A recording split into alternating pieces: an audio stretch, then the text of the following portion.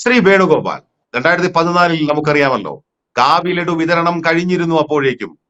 പക്ഷെ എണ്ണാനുള്ള വോട്ടുകൾ തുലോം തുച്ഛം. നേമത്ത്, കഴക്കൂട്ടത്ത്, വട്ടിയൂർക്കാവിൽ, തിരുവനന്തപുരത്ത് 4 നിയമസഭാ നിയോജക മണ്ഡലങ്ങളിൽ രാജഗോപാൽ എന്ന രാജേട്ടൻ ഇങ്ങനെ അടിച്ച് കയറുകയാണ്. എനിക്ക് തോന്നുന്നു നേമത്ത് 18,000-ലധികം വോട്ടുകളുടെ ലീഡ് അടക്കം. അങ്ങനെ ആ 4 നിയമസഭാ നിയോജക മണ്ഡലങ്ങളിൽ രാജേട്ടൻ അടിച്ചു കയറിക്കൊണ്ടിരിക്കുമ്പോൾ BJP വിജയം ഉറപ്പിച്ചു.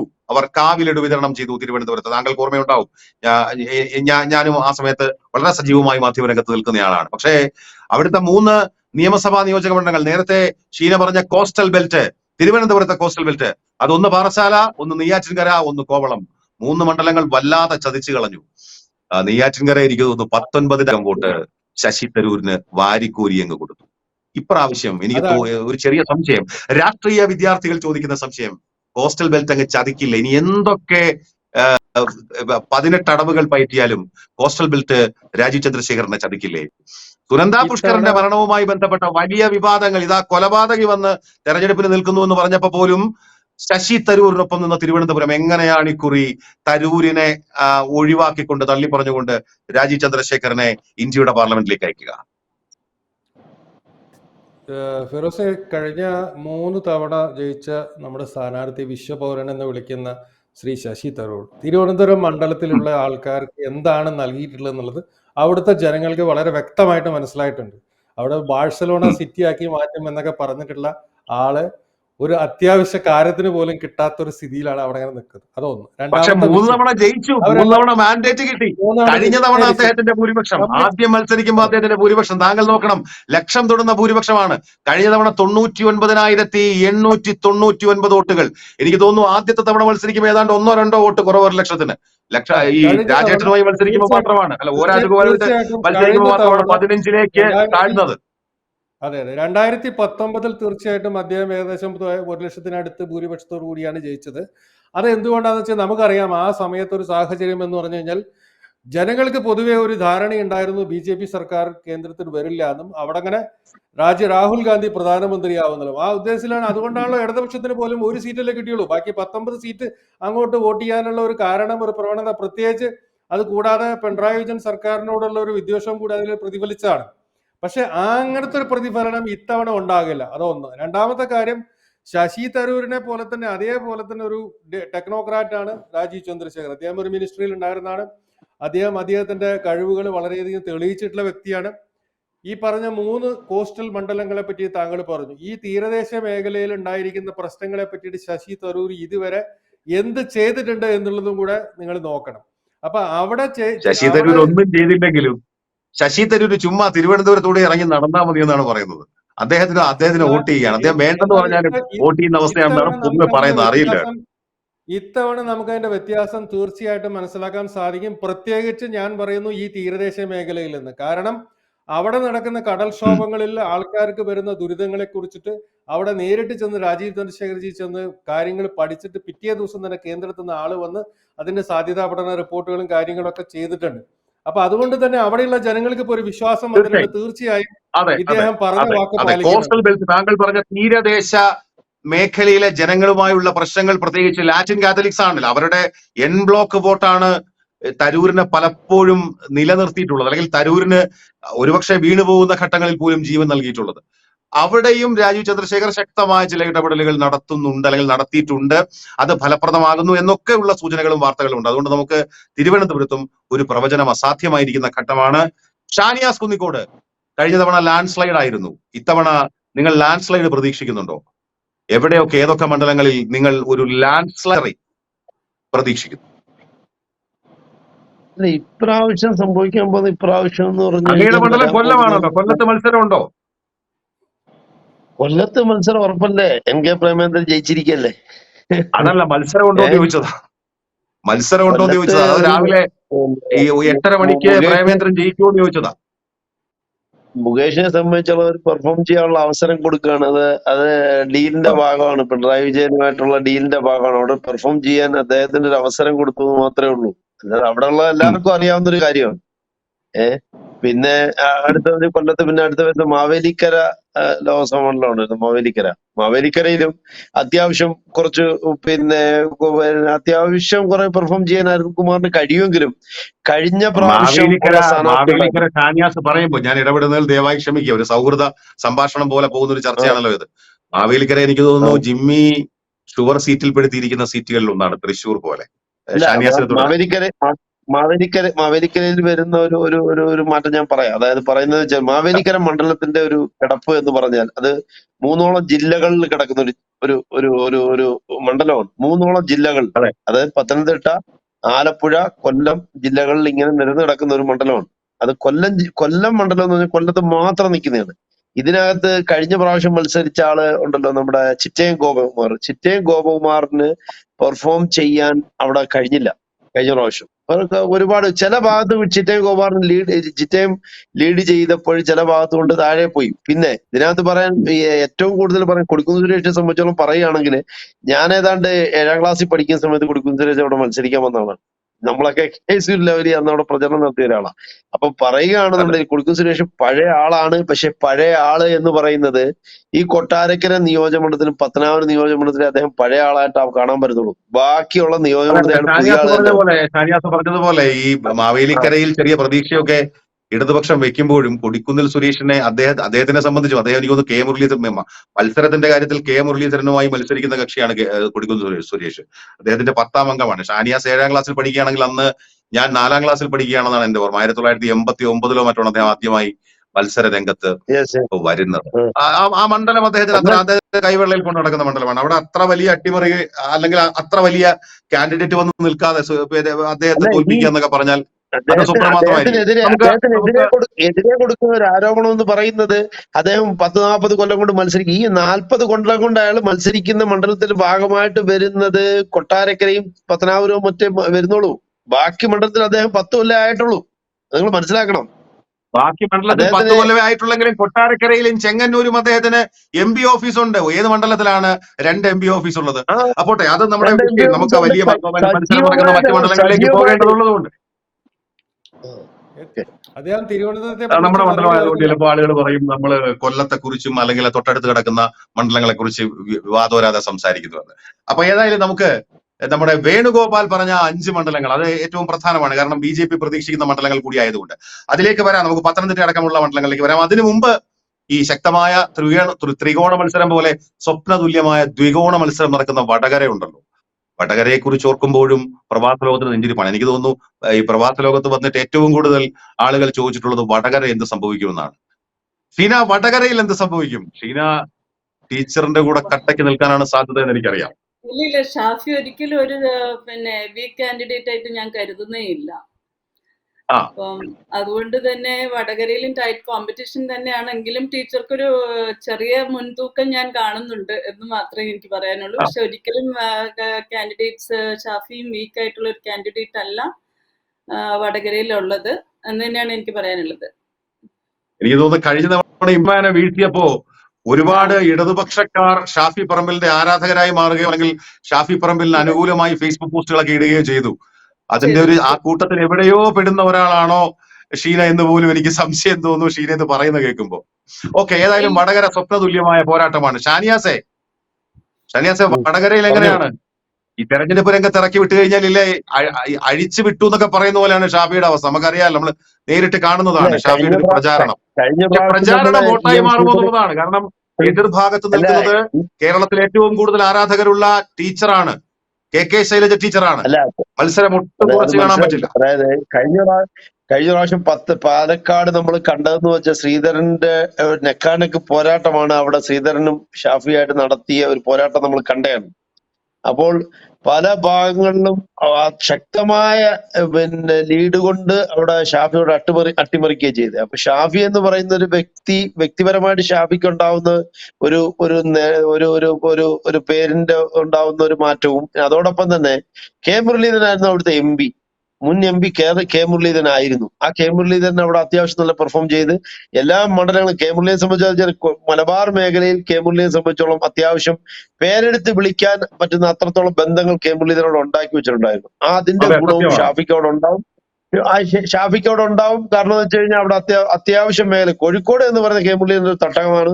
തൃശ്ശൂരിനെ പോലെ തട്ടകമായിരുന്നു, ലീഡർ തട്ടകമായിരുന്നുവെങ്കിൽ അതേമാതിരി കോഴിക്കോട് കേമുള്ളിൽ തട്ടകമായിരുന്നു. അവിടെ അതിന്റെ ഒരു ഗുണം ഷാഫിക്ക് ഉണ്ടാവും. കാരണം വെച്ചാൽ മറ്റ് സാഹചര്യങ്ങൾ കൊണ്ടുണ്ടായ ഒരു മാറ്റമാണ് ഇപ്പൊ അവിടെ മണ്ഡലം വെച്ചുമാറാൻ ഉണ്ടായത്, അല്ലാതെ വേറൊരു മാറ്റമല്ല. കാരണം എന്ന് പറയുമ്പോൾ ഈ രണ്ടുപേരും അവിടെ തോറ്റിട്ടേ ഉള്ളൂ ലോക്സഭാ തെരഞ്ഞെടുപ്പിൽ. നിയമസഭയിൽ മാളയിൽ 8 തവണ തുടർച്ചയായി മാളയിലാണത്, തൃശ്ശൂരിന്റെ ഒരു ഭാഗം മാത്രമാണത്. പക്ഷെ ലോക്സഭാ തെരഞ്ഞെടുപ്പുകളിൽ 96-ൽ കരുണാകരൻ തോറ്റു, 98-ൽ മുരളീധരൻ തോറ്റു. പോട്ടെ, ചരിത്രത്തിലേക്ക് നമുക്ക് പോകുന്നില്ല. ജിമ്മിക്ക് വടകരയെ കുറിച്ച് എന്തെങ്കിലും ഒരു കമന്റ് ഉണ്ടാവും? ടീച്ചർ എത്ര വോട്ടിന് ജയിക്കുമെന്ന്, അല്ലെങ്കിൽ അത് മാത്രമേ അവിടെ പറയാനുള്ളൂ. കാരണം എഗൈൻ ഫിറോസ് പറഞ്ഞ പോലെ ഞാൻ ഉറപ്പിച്ച് കണക്ക് കൂട്ടുന്ന 7 സീറ്റുകളിൽ ഒന്ന് തന്നെയാണ് വടകര, മറ്റൊന്ന് മാവേലിക്കരയാണ്. മറ്റു 2 മണ്ഡലങ്ങൾ ഞാൻ പറയാം. ഒന്ന് ആലത്തൂർ, ഒന്ന് പാലക്കാട്. ആകെ ചെറിയ പ്രതീക്ഷ ഇടതുപക്ഷത്തിനുള്ള 2 മണ്ഡലങ്ങൾ, ഒന്ന് ആലത്തൂർ, 2 പാലക്കാട്. അതും കൂടെ ചേർത്ത് പിന്നെ മാവേലിക്കര അടക്കം തൃശ്ശൂർ അടക്കം. ഞാൻ 7 മണ്ഡലങ്ങൾ തന്നെ ലിസ്റ്റ് ചെയ്ത് പറയാം. കണ്ണൂര്, വടകര, പാലക്കാട്, ആലത്തൂർ, ആറ്റിങ്ങൽ, മാവേലിക്കര, തൃശ്ശൂര്. ഈ 7 മണ്ഡലങ്ങളാണ് LDF-ന് ഈസി അഡ്വാൻറ്റേജ്, നല്ല അഡ്വാൻറ്റേജ് ഉള്ളത്. ആനയെ മയക്കുന്ന അരിങ്കോടനാണ് അടൂർ പ്രകാശ് എന്ന് പറഞ്ഞത് അഡ്വക്കേറ്റ് ജയശങ്കർ ആണ്. അപ്പൊ അടൂർ പ്രകാശ്, അത്രയും സുന്ദരമായി ചിരിക്കുന്ന അടൂർ പ്രകാശിനെ വി ജോയ് വീഴ്ത്തുമെന്നാണ് പറയുന്നത് ജിമ്മി ജോസഫ്. വടകര ടീച്ചറിന്റെ അവസ്ഥ എന്താകും? വടകര ഞാനത് പറഞ്ഞുകൊണ്ട് ചേർത്ത് പറഞ്ഞെന്ന് മാത്രമേ ഉള്ളൂ. വടകര ഒരു ക്ലീൻ സ്വീപ്പാണ്. ഇപ്പം നേരത്തെ ചർച്ച ചെയ്ത ആൾക്കാർ പറഞ്ഞ പോലെ ഞാൻ ഒരിക്കലും മീഡിയയുടെ സർവേസിനെ ഒരിക്കലും ഫോളോ ചെയ്യില്ല. എന്നിരുന്നാൽ പോലും ഇനി അതാണ് ഒരു ഗൈഡ് ലൈൻ എങ്കിൽ ഒരൊറ്റ സർവേയിൽ പോലും ടീച്ചർ 2ാമത് വന്നിട്ടില്ല. എല്ലായിടത്തും ടീച്ചർ 1ാമത് തന്നെയാണ് വന്നിരിക്കുന്നത്. ഏറ്റവും മോശമായിട്ട് കാണിക്കുന്ന സർവേകളിൽ പോലും ഈക്വൽ ആയിട്ടാണ് കാണിക്കുന്നത്. ഒരിക്കലും ടീച്ചർ പരാജയപ്പെട്ടതായിട്ട് പറയുന്നില്ല. പക്ഷെ ഞാൻ സർവേകളെ പൂർണ്ണമായും നിരാകരിക്കുകയാണ്. ആ സർവേകൾ ഒന്നും ഞാൻ ഫോളോ ചെയ്തിട്ടല്ല പറയുന്നത്. കൃത്യമായ ഗ്രൗണ്ട് റിയാലിറ്റിയിൽ 50,000-ൽ കുറയാതെ വോട്ടുകളിൽ ശൈലജ ടീച്ചർ ജയിക്കും വടകര. അത് വളരെ കോൺഫിഡന്റ് ആയിട്ടുള്ള ഒരു വസ്തുതയാണ്. അങ്ങനെ ശൈലജ ടീച്ചറിന് മുന്നിൽ മുരളീധരനെ പോലൊരു സീനിയർ നേതാവ് തോൽക്കാതിരിക്കാൻ മാത്രമാണ് ആ മണ്ഡലം പോലും മാറി. ഷാഫിക്ക് നഷ്ടപ്പെടാനൊന്നുമില്ല. എക്സ് സിറ്റിംഗ് MLA ആണ്. ഷാഫി യുവ നേതാവാണ്. ടീച്ചറിന്റെ മുന്നിൽ 50,000 വോട്ടിന് തോക്കുക എന്നുള്ളത് പോലും ഷാഫിയുടെ പൊളിറ്റിക്കൽ കരിയറിന് ഒരു ഗ്രോത്ത് തന്നെയാണ്. അത് കണ്ടു തന്നെയാണ് ഷാഫി പോലും അവിടെ വന്നൊരു നല്ല മത്സരം കാഴ്ചവെക്കാൻ ശ്രമിക്കുന്നത്, നന്നായിട്ട് പ്രചരണം നടത്തുന്നത്. ടീച്ചറിന്റെ മുന്നിൽ, ടീച്ചറിനെ പോലെ ഒരു വലിയ കാൻഡിഡേറ്റിന് മുന്നിൽ വടകര പോലെ ഒരു ഇടതുപക്ഷത്തിന് നല്ല സ്വാധീനമുള്ള മണ്ഡലത്തിൽ വന്ന് നല്ലൊരു മത്സരം കാഴ്ചവെച്ച് ഷാഫി പരാജയപ്പെടുന്നു. അതുകൊണ്ട് ഷാഫിക്ക്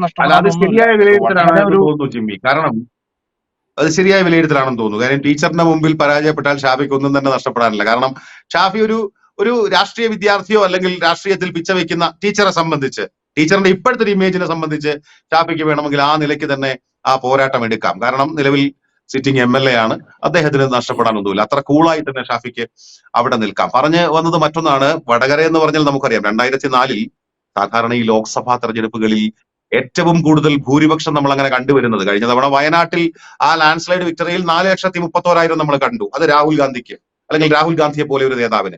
അല്ലാത്ത സാധാരണ തെരഞ്ഞെടുപ്പുകളിലൊക്കെ ഈ പൊന്നാനിയിലും പഴയ മഞ്ചേരിയിൽ ഇപ്പോഴത്തെ മലപ്പുറത്തുമാണ് നമ്മൾ ഈ മുസ്ലിം ലീഗിന്റെ നെടുങ്കോട്ടകളിലാണ് നമ്മൾ ഈ മിന്നുന്ന ഭൂരിപക്ഷം കാണുന്നത്. പക്ഷെ 2004-ൽ വടകരയിലായിരുന്നു, മലപ്പുറത്തും പിന്നെ പൊന്നാനിയിലുമായിരുന്നില്ല, വടകരയിലായിരുന്നു ഏറ്റവും കൂടുതൽ ഭൂരിപക്ഷം. ആ ഭൂരിപക്ഷം നേടിയത് സതീദേവിയാണ്, 1,32,000 വോട്ട്.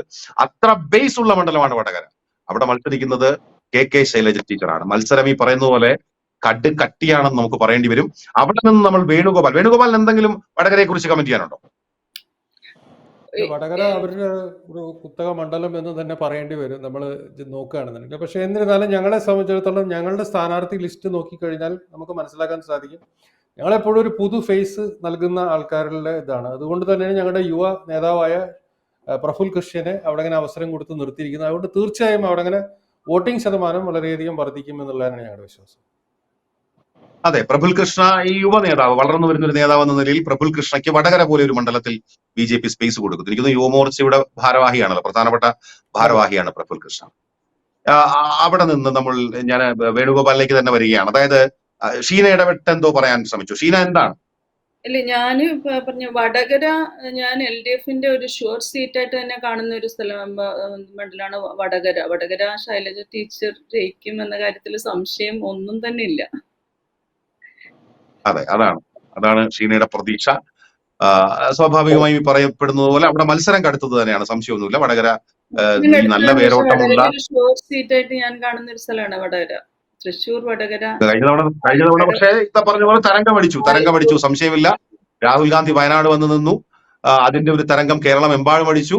ആ തെരഞ്ഞെടുപ്പിൽ 84,000-ലധികം വോട്ടുകൾക്ക് കെ മുരളീധരൻ അവിടെ ജയിക്കുകയും ചെയ്തു. ഇപ്രാവശ്യം തരംഗമുണ്ടോ എന്ന് ഇതുവരെ നമുക്ക് ഒരു രാഷ്ട്രീയ നിരീക്ഷകനും പ്രവചിച്ചിട്ടില്ല. പക്ഷെ അവസാന നിമിഷങ്ങളിൽ ഷാനിയാസ് പോലും പറഞ്ഞിട്ടില്ല ഒരു തരംഗം ഉണ്ടാകുമെന്ന്. പക്ഷെ ഒരു തരംഗം ഉണ്ടാകാനുള്ള സാധ്യത ഞാൻ വ്യക്തിപരമായി എനിക്ക് തോന്നുന്നത് ഒരു തരംഗം അടിക്കാനുള്ള സാധ്യതയുണ്ട്. അത് UDF അനുകൂല തരംഗമായിരിക്കുമെന്ന് തന്നെയാണ് വ്യക്തിപരമായ സ്വാതന്ത്ര്യമായി മാത്രം അതെടുക്കുക. നമുക്ക് പത്തനംതിട്ടയിലേക്കാണ് വരേണ്ടത്. പത്തനംതിട്ടയിൽ നേരത്തെ പറഞ്ഞതുപോലെ അനിൽ ആന്റണി BJP ഷുഗർ സീറ്റായിട്ട്, വേണുഗോപാൽ ഷുഗർ സീറ്റായിട്ട് കൂട്ടുന്ന ഒരു മണ്ഡലം. അതിനപ്പുറത്ത് ചില ഇടങ്ങളിൽ നിന്നുള്ള വാർത്തകൾ, ഈ ഇന്റലിജൻസ് റിപ്പോർട്ടൊക്കെ അനിൽ ആന്റണി 2ാം സ്ഥാനത്ത് വരുമെന്നൊക്കെയാണ്.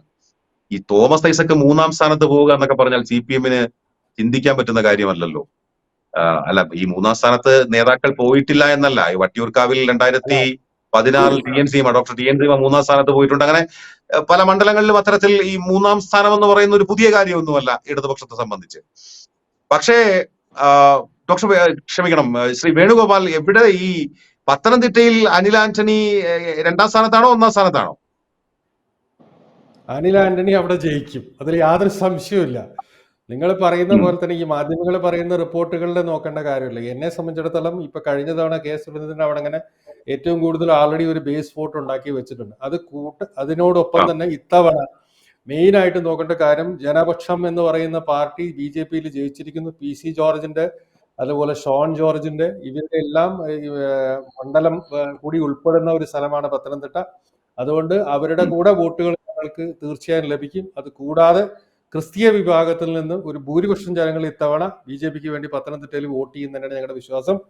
മാത്രമല്ല, അനിൽ ആന്റണി വിചാരിച്ച പോലെയല്ല. വന്ന സമയത്ത് സത്യം പറഞ്ഞു കഴിഞ്ഞാൽ പലർക്കും ഒരു ഇതുണ്ടായിരുന്നു. എന്നാൽ അദ്ദേഹം പ്രചരണത്തിന് അങ്ങോട്ട് ഇറങ്ങിയോടുകൂടി ആകെ കംപ്ലീറ്റ് കാര്യങ്ങൾ മാറി മറിഞ്ഞു എന്നുള്ളതാണ്. അദ്ദേഹം വളരെ ഇതായിട്ടാണ് മുന്നോട്ട് പോയിക്കൊണ്ടിരിക്കുന്നത്. അതുകൊണ്ട് തീർച്ചയായും ഇപ്പോൾ ഏറ്റവും കൂടുതൽ ഞങ്ങൾക്ക് പ്രതീക്ഷ നൽകുന്ന ഒരു മണ്ഡലമാണ് പത്തനംതിട്ട. ശബരിമല കത്തി നിന്ന സമയത്ത് എനിക്ക് തോന്നുന്നു അന്ന് BJP-യുടെ സംസ്ഥാന പ്രസിഡന്റ് ആയിരുന്നു കെ സുരേന്ദ്രനാണ്. കെ സുരേന്ദ്രൻ ജയിച്ചില്ല, പിന്നെയാണോ അനിൽ ആന്റണി എന്നൊരു ചോദ്യം ഉത്തരവുണ്ടാവും. 2019 കാര്യം ഞാൻ പറഞ്ഞു. 2019 ഈ പറഞ്ഞ പോലെ കംപ്ലീറ്റ് രാഹുൽ ഗാന്ധി പ്രധാനമന്ത്രി ആവുമെന്നും പറഞ്ഞുകൊണ്ട് കേരളത്തിലെ ജനങ്ങൾ വോട്ട് ചെയ്തതാണ്. അത് ഇത്തവണ പ്രതീക്ഷിക്കണ്ട. ഇത്തവണ എന്ത് തന്നെയായാലും മോദി തന്നെയാണ് ഭരണത്തിൽ വരണം എന്നുള്ളത് ഇന്ത്യയിലെ ഭൂരിപക്ഷം ജനങ്ങൾക്കും അറിയാം. അപ്പൊ അതുകൊണ്ട് ആ ഒരു വ്യത്യാസം എന്തായാലും കേരളത്തിൽ ഉണ്ടാവും.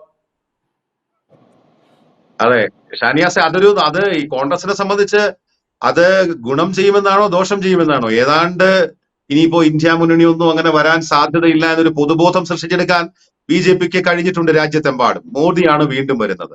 അങ്ങനെയാണെങ്കിൽ അത് കോൺഗ്രസിന് ഗുണം ചെയ്യാനാണോ ദോഷം ചെയ്യാനാണോ സാധ്യത? അല്ല, കഴിഞ്ഞ കാലഘട്ടങ്ങളിലെ അപേക്ഷിച്ച് ഇപ്രാവശ്യം നോക്കുകയാണെന്നുണ്ടെങ്കിൽ കഴിഞ്ഞ 5 വർഷം ഉത്തരേന്ത്യയിലും ഒരു ഇത്രത്തോളം, കാരണം വെച്ചാല് ഇപ്പൊ നമ്മള് ഉദാഹരണത്തിന് നമ്മൾ AAPയെ സംബന്ധിച്ചോളം പറയുകയാണെങ്കിൽ AAPയും കോൺഗ്രസും 2 തട്ടിലായിട്ട് ഒരു ത്രികോണ മത്സരം എന്ന രീതിയിലായിരുന്നു ഡൽഹിയിൽ ഹരിയാന, പഞ്ചാബ് മേഖലകളിലൊക്കെ മത്സരം നടന്നുകൊണ്ടിരുന്നത്. ഈ സ്ഥലത്ത് ഇന്ത്യ മുന്നണി എന്ന നിലയിൽ ഒരു സീറ്റ് വിഭജനം നടത്തി അവിടെ അത്യാവശ്യം നല്ല രീതിയിലാണ് അവിടെ എല്ലാം മത്സരിക്കും. ഇന്ത്യ മുന്നണിയുടെ സീറ്റ് വിഭജനം UP-യിലും ബീഹാറിലും പിന്നെ ഹരിയാനയിലും എല്ലാ മേഖലയിലും, രാജസ്ഥാനിലും മഹാരാഷ്ട്ര ഉൾപ്പെടെ എല്ലാ മേഖലയിലും വോട്ടിംഗ് പാറ്റേൺ മാറ്റുമെന്നുള്ളതിനകത്ത് എല്ലാവർക്കും നല്ല വിശ്വാസമുണ്ട്. കഴിഞ്ഞ പ്രാവശ്യത്തേക്കാൾ പ്രതീക്ഷ ഉണ്ടെന്ന് പറയാം. കഴിഞ്ഞ പ്രാവശ്യത്തേക്കാൾ പ്രതീക്ഷ ഇന്ത്യ മുന്നണി ആയതിനു ശേഷമുണ്ട്. കാരണം ഈ 30% വോട്ട് വാങ്ങിയാണ് BJP ഇവിടെ അധികാരത്തിൽ നിൽക്കുന്നതെന്നുള്ള കാര്യം നിങ്ങൾ മനസ്സിലാക്കണം. 30% വോട്ടിലാണ് അധികാരത്തിൽ നിന്നത്. 70% രാഷ്ട്രീയത്തിലേക്ക് അധികം പോകുന്നില്ല. കേരളത്തിലെ 20 ലോക്സഭാ മണ്ഡലങ്ങളിൽ എന്ത് സംഭവിക്കും എന്നുള്ളതാണ് നമ്മളിപ്പോ ചർച്ച ചെയ്തുകൊണ്ടിരിക്കുന്നത്. അതുകൊണ്ട് ഞാൻ ഇടപെടുകയാണ്. പത്തനംതിട്ടയിലേക്ക് വരുമ്പോൾ നമുക്ക് പത്തനംതിട്ടയിലോട്ട് വരുമ്പോൾ ചെയ്യാൻ പോകുന്നത്, കഴിഞ്ഞപ്പോ ഷിവറോസ് പറഞ്ഞ് 2019 നടന്ന ശബരിമല ഇഷ്യൂസ് പോലും പത്തനംതിട്ടയിൽ പച്ച തൊട്ടില്ല.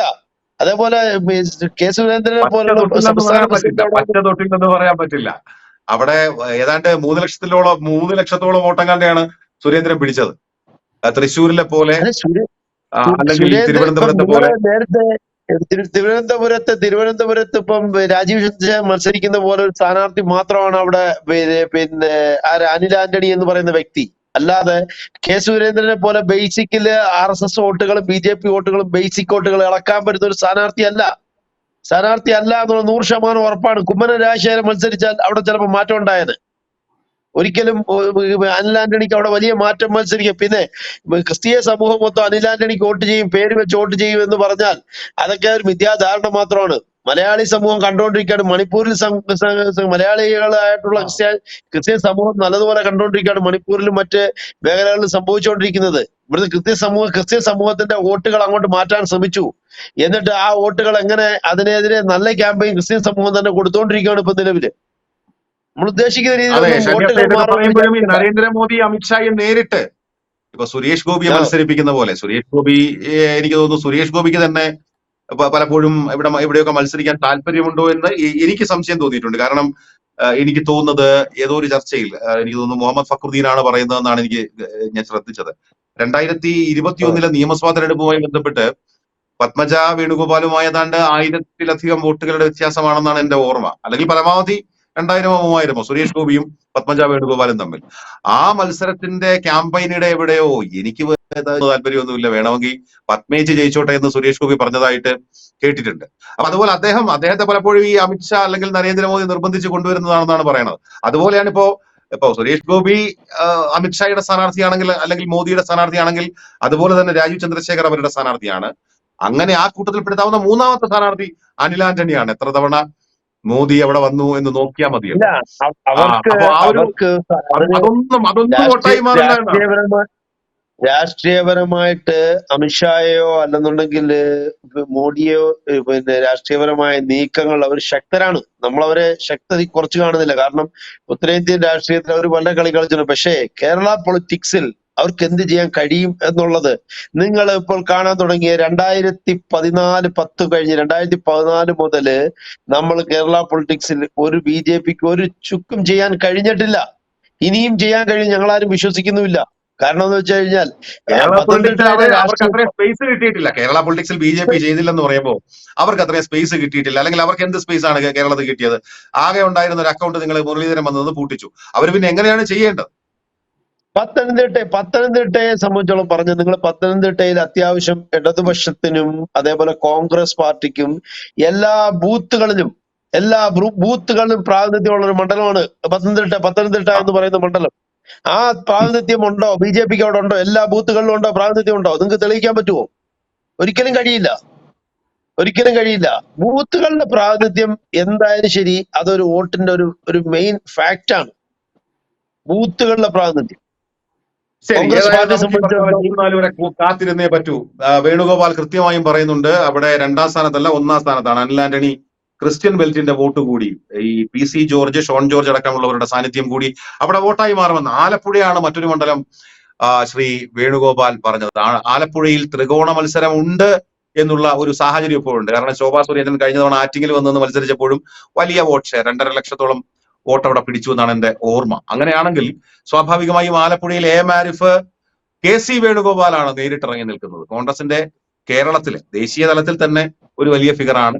കേരളത്തിലെ ഏറ്റവും കരുത്തൻ എന്ന് വേണമെങ്കിൽ പറയാവുന്ന KC വേണുഗോപാൽ. ആലപ്പുഴയെ സംബന്ധിച്ച് ആലപ്പുഴയുമായി അത്രയേറെ അടുപ്പമുള്ള KC വേണുഗോപാൽ. എനിക്ക് സ്വദേശം കണ്ണൂരാണെങ്കിലും ആലപ്പുഴ വന്ന് ആലപ്പുഴ കൈവെള്ളയിലെടുത്ത KC വേണുഗോപാൽ. ആലപ്പുഴയിലെ മത്സരത്തെ എങ്ങനെ കാണുന്നു? കനലൊരു തരിമതി മതി എന്നൊക്കെ കഴിഞ്ഞ 2019 നമ്മൾ ഈ ഫേസ്ബുക്ക് പോരാളികൾ ഇങ്ങനെ ആശ്വസിച്ചതാണ് ജിമ്മി ജോസഫ്.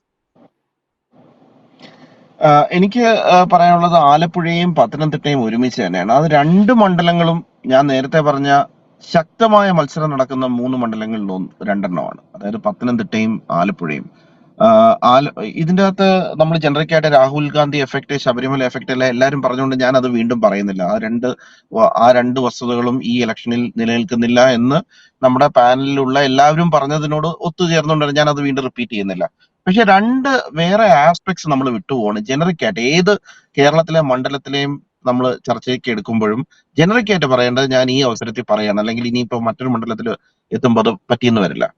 ഒന്ന്, ആന്റി ഇൻകംബൻസി എന്ന് പറയുന്നത് കേന്ദ്രത്തിൽ ഭരിക്കുന്ന പാർട്ടിയുടെ ആന്റി ഇൻകംബൻസിയും അല്ലെങ്കിൽ കേരളത്തിൽ ഭരിക്കുന്ന പാർട്ടിയുടെ ആന്റി ഇൻകംബൻസിയും മാത്രമല്ല, അതാത് മണ്ഡലങ്ങളിൽ കാലങ്ങളായി നിൽക്കുന്ന എം പിമാർക്കും ഉണ്ട് ഒരു ആന്റി ഇൻകംബൻസി എന്ന് പറയുന്നത്. അത് മാവേലിക്കരയിൽ കൊടിക്കുന്നിൽ സുരേഷിനും ബാധകമാണ്, അത് പത്തനംതിട്ടയിൽ ആന്റോ ആന്റണിക്കും ബാധകമാണ്. കാരണം നാലും അഞ്ചും വട്ടം അവര് നിൽക്കുകയാണ് ആ ഒരു മണ്ഡലത്തില് വിത്തൗട്ട് ഒരു റീപ്ലേസ്മെന്റ്. അപ്പം ജനങ്ങൾക്കൊരു മടുപ്പും കൊടിക്കുന്നിൽ സുരേഷ് അടൂരും മാവേലിക്കരയുമായി മാറി മാറി ഇപ്പൊ 10ാമത്തെ പ്രാവശ്യമാണ് നിൽക്കുന്നത്. അപ്പൊ അത് ഒരു ആസ്പെക്ട്. മറ്റൊരു വളരെ ഇമ്പോർട്ടന്റ് ഭാഗം പറഞ്ഞ UDF-നെ പ്രതിനിധി നേരത്തെ പറഞ്ഞതിനോട് കുറച്ച് വിയോജിച്ചുകൊണ്ടാണ് പറയുന്നത്. കാരണം ഇന്ത്യ മുന്നണി എന്നുള്ളത് UDF-ന്റെ സ്ഥാനാർത്ഥികൾക്ക് എത്രത്തോളം അഡ്വാൻറ്റേജ് കൊടുക്കുമോ അതിലുപരി അഡ്വാൻറ്റേജ് ഇടതുപക്ഷത്തിനാണ് കൊടുക്കുന്നത്. റീസൺ, ഇന്ത്യ മുന്നണി കോൺഗ്രസിന്റെ ഇന്ത്യ മുന്നണി അല്ല. അതിൽ ഇടതുപക്ഷവും കോൺഗ്രസും AAPയും RJDയും DMKയും എല്ലാവർക്കും തുല്യ അവകാശമുള്ള ഇന്ത്യ ബ്ലോക്കാണ്. അപ്പൊ ഇന്ത്യ മുന്നണി എന്നുള്ള ഒരു ഇലക്ട്രൽ പൊസിഷനിങ് എത്രത്തോളം കോൺഗ്രസിന് ഉപയോഗിക്കാമോ BJPയെ എതിർക്കാനായിട്ട്, അതിലും ഉപരി ഒരു സ്റ്റെപ്പ് കൂടെ കൂടുതൽ ഉപയോഗിക്കാൻ ഇടതുപക്ഷത്തിനാണ് കഴിയുന്നതെന്നാണ് എന്റെ വിശ്വാസം.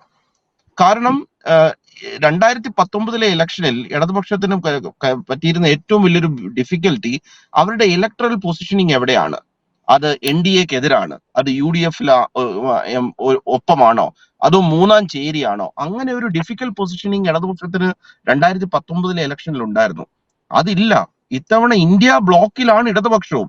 അപ്പോ BJPക്കെതിരെ നിവർന്നു നിന്ന് നിലപാടുകൾ സംസാരിക്കാൻ ഇന്ത്യ ബ്ലോക്കിന്റെ അകത്ത് എത്രത്തോളം ഇടതുപക്ഷ MPമാരെ കൊണ്ടുകൊടുക്കാൻ ഈ അവസരത്തിൽ കഴിയും എന്നും കൂടെ ചിന്തിക്കുകയാണ് കേരളത്തിലെ വോട്ടർമാർ. അങ്ങനെ വരുമ്പോൾ പത്തനംതിട്ട പോലെയുള്ള ഒരു മണ്ഡലത്തിൽ, അല്ലെങ്കിൽ ആലപ്പുഴ പോലെയുള്ള ഒരു മണ്ഡലത്തിൽ ന്യൂനപക്ഷങ്ങളുടെ സംരക്ഷണവും അവർക്ക് വേണ്ടി പ്രവർത്തിക്കുവാനും കേരളത്തിന്റെ വോയിസ് ആയിട്ട് കേരളത്തിനെ റെപ്രസെന്റ് ചെയ്ത് കേന്ദ്രത്തിൽ നിന്നുള്ള അവഗണനകൾക്കെതിരെ നിൽക്കാനും ശക്തമായ നിലപാടെടുക്കാൻ ഇടതുപക്ഷ MPമാർ, ഇന്ത്യ ബ്ലോക്കിലുള്ള ഇടതുപക്ഷ MPമാർ വേണം എന്ന് കരുതും എന്നാണ് ഞാൻ വിശ്വസിക്കുന്നത്. പിന്നെ ആലപ്പുഴയിൽ വളരെ സമ്മതിക്കേണ്ടി വരും ജിമ്മി, അത് വാദത്തിന് വേണ്ടി സമ്മതിക്കേണ്ടി വരും. മറ്റൊന്നും കൊണ്ടല്ല, 2004 നമ്മളൊക്കെ ജീവിച്ചിരുന്ന കാലത്ത് തന്നെയാണ് 2004 ലോക്സഭാ ഇലക്ഷൻ നടന്നത്.